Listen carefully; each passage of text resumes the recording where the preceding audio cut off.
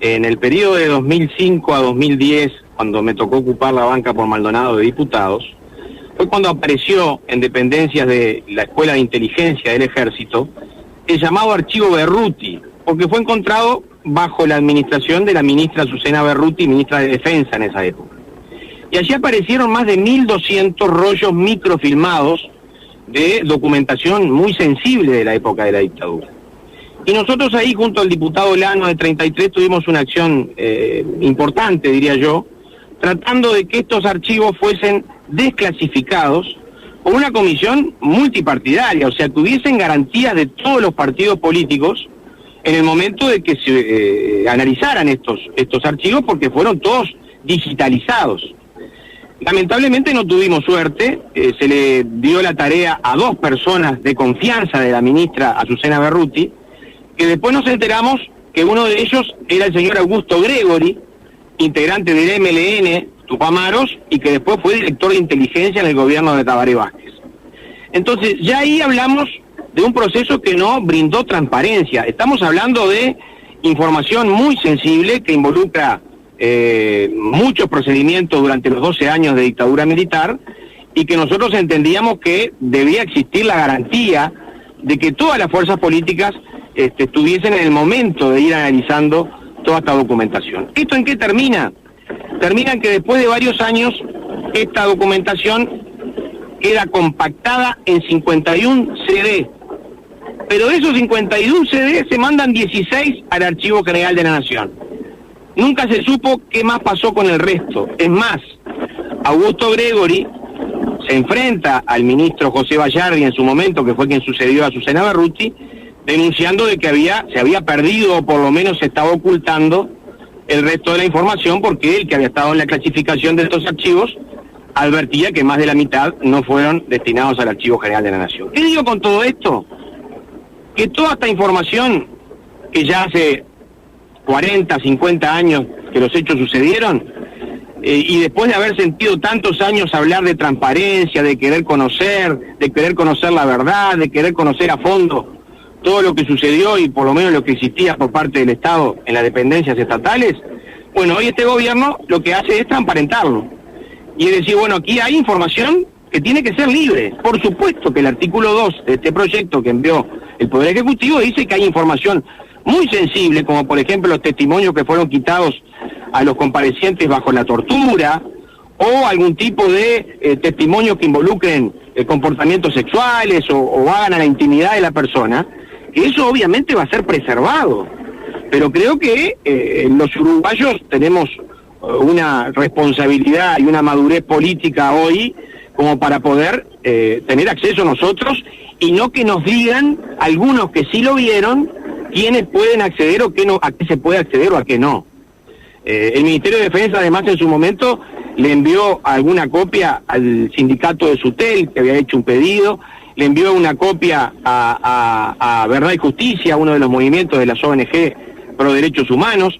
Y bueno, nosotros queremos que toda la gente pueda tener acceso, que ustedes, los periodistas, tengan acceso, que quienes escriben libros de la historia reciente tengan acceso, porque hay desde el vino envenenado que mató a la madre de Luis Alberto Heber y le llevó a Carlos Julio Pereira de la calle Herrera, como también de persecuciones, detenciones, todo lo que sabíamos que pasaba en la dictadura, y que muchas veces las fuerzas conjuntas llegaban, golpeaban la puerta de una casa y llevaban al padre de familia o a la madre de la familia y desaparecían por 15, 20 días siendo sometidos a interrogatorios. Entonces nos parece que esto es una buena medida, que transparenta, que el organismo del Estado, que es el Archivo General de la Nación, va a tener una comisión que va a ser la que habilite el acceso a estos archivos, y por lo tanto lo vamos a apoyar decididamente desde el Parlamento Nacional, ahora en este rol que tenemos en la Cámara de Diputados. Y bueno, cuando a mí durante 20 años me están reclamando información, y el día que se va a dar la información me dicen, no, pero para un poquito, vamos a ver qué información damos, obviamente me despierta suspicacias. Como también nos despertó suspicacias en el año 2007, que un hombre vinculado al MLN fuese quien revisara archivo por archivo. ¿Qué garantía tenemos hoy nosotros que de esos 1.200 rollos, los 51 CD que salieron fueron lo que ahí había y no se quitó información? ¿Qué garantía tenemos de que eran 51 CD? Porque nos dice Gregori por un medio de prensa. ¿Qué garantía tenemos de que aparezca el resto de la información que falta? Al archivo Berruti se agregó el archivo Castiglioni, que apareció hace unos años, hace mucho menos años.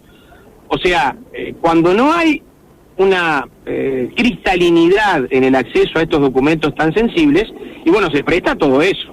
Ahora, en el Uruguay de hoy, con personas lúcidas como es la prensa, como son ustedes los periodistas, como somos los actores políticos, como es la ciudadanía en su gran mayoría, ¿a quién se le puede ocurrir utilizar en una publicación, supongamos que alguien vaya y estudie estos archivos para sacar un libro respecto a determinado episodio de la dictadura?